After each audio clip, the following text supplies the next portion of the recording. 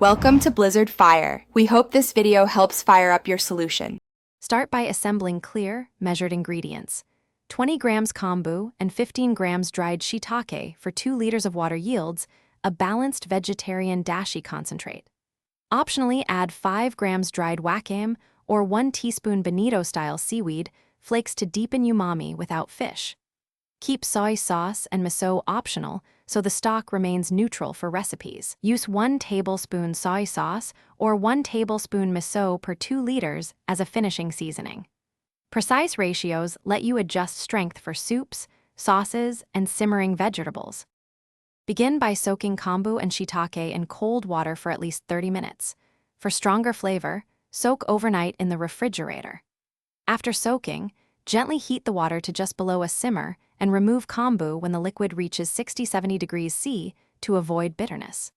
Let the shiitake continue to simmer gently for 10-15 minutes to release deep mushroom umami, then turn off heat and strain the stock through a fine sieve or cheesecloth. Cool the dashi quickly, if not using immediately to preserve freshness.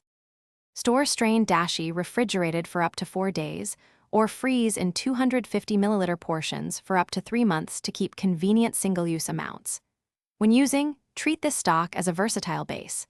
Dilute it between 1:1 and 1:4 depending on recipe intensity, for miso soup, noodle broths, simmered vegetables, and light sauces. To create a glaze or concentrated stock, gently reduce dashi by simmering and monitor evaporation closely while tasting. Concentrated dashi adds umami without adding salt-heavy seasoning. Thanks for watching. If you found this helpful, don't forget to like and subscribe.